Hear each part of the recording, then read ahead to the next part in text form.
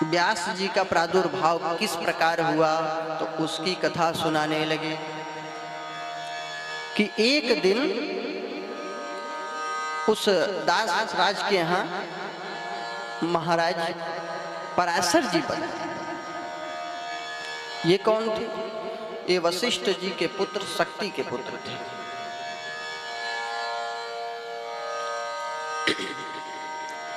उस समय दासराज भोजन कर रहे थे। सत्यवती के पालन करने वाले पिता, वो मछुआरे जिन्होंने मछली से उसको निकाला था, राजा ने दे दिया था, तो उन्होंने अपनी कन्या से कहा कि पुत्री, ये लग रहा है ऋषिवर यमुना जी के उस पार जाना चाहते हैं, तो तू नौका खे करके उन्हें उस पार पहुंचा जा। परम तपस्वी ऋषि हैं, चरित्र पवित्र है, ऐसे ऋषि को पार करने में क्या बुराई है, ऐसा सोच करके वह सत्यवती जो मत्स्य गंधा कन्या थी वो तैयार हो गई। अब पार करने के लिए ले गई, लेकिन पराशर जी महाराज का मन इसमें आसक्त हो गया। तो ऐसा क्यों हुआ?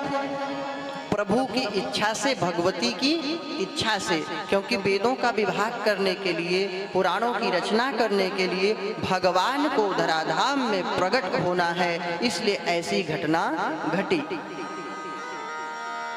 उसने समझाया है कि महाराज आप ऋषि हैं, एक तो जो है मनुष्य जीवन दुर्लभ होता है, दुर्लभम मानुषम जन्म, और उसमें भी ब्राह्मण कुल में आप जन्म लिए, उसमें भी आप ऋषि महर्षि तपस्वी हैं, आपके मन में ऐसे विकार क्यों उत्पन्न?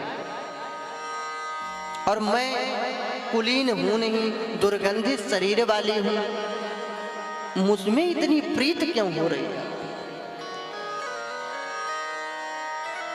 उन्होंने कहा चिंता मत करो, मेरी कृपा से तुम्हारा दुर्गंध दूर हो जाएगा।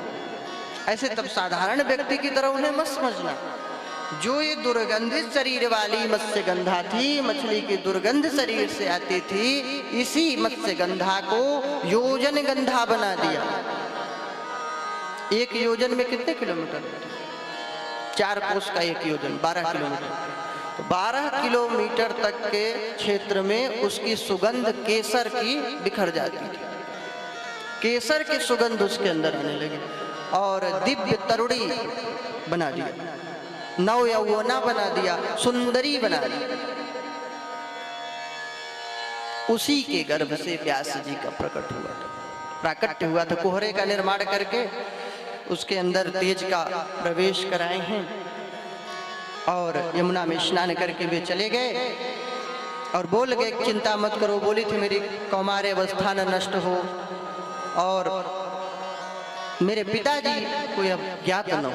तो बोले एवमस्तु, और उसने प्रार्थना की थी कि मेरा पुत्र आप ही के समान तेज संपन्न हो। बोली तुम्हारे द्वारा जन्म लेने वाला जो पुत्र है ये नारायण के अंश से प्रकट होगा और वेदों का विभाग करेगा, पुराणों की रचना करेगा, पूरे संसार में उसकी ख्याति फैल जाएगी। ऐसा कह करके वे पराशर ऋषि चले गए हैं। एक दिन यमुना जी के द्वीप में पुत्र को जन्म दिया है मत्स्यगंधा सत्यवती ने, और वो जन्म लेते ही बड़ा हो गया। जितना बड़ा होना था वह बालक बड़ा हो गया। ऐसा नहीं साधारण मनुष्य जैसे, क्योंकि वो अलौकिक घटना है। इसको अगर गलत दृष्टि से देखेंगे नहीं समझ पाएंगे, क्योंकि पुराण शास्त्रों में ऐसी कथाएं हैं, बहुत गंभीरता से जब सुनेंगे, बहुत गंभीरता से और भक्ति भाव से जब पढ़ेंगे तभी समझ में आएगा, नहीं तो विचलित हो जाएंगे, भ्रमित हो जाएंगे, अपने समान लगने लगेंगे। ऋषि मुनि सब ऐसे लगेगा कि काम भाव से युक्त हैं, बुराइयां हैं इनके अंदर, नहीं समझ पाएगा। तुरंत ही कोई बालक बड़ा हो सकता है, तुरंत वो बड़े हो गए, तुरंत। और माता को प्रणाम करके बोले हैं कि अब मैं जा रहा हूं तपश्चर्या करने के लिए, आपकी भी जहां इच्छा हो वहां अपना जा सकती हैं, मेरी चिंता से आप मुक्त हैं। अब साक्षात नारायण के अंश से थे, 24 अवतारों में से 17वें अवतार वेदव्यास जी थे, कोई साधारण थोड़ी थे। और बोले हैं कि मैया चूंकि मैंने तुम्हारे उदर से जन्म लिया है, इसलिए माता आपका ऋण है, आप जब भी मेरा स्मरण करेंगी मैं तत्क्षण वहीं पर प्रकट हो जाया करूंगा। वहीं आ जाऊंगा। माता को प्रणाम करके व्यास जी सब तीर्थों में स्नान करते हुए अपना तीर्थ भ्रमण करने के लिए निकल गए, तपश्चर्या करने के लिए। इस बात को कोई जानता नहीं था, कोई नहीं जानता था। इस प्रकार भगवान वेदव्यास जी की उत्पत्ति कौमार्य अवस्था में ही सत्यवती के गर्भ से हुआ था।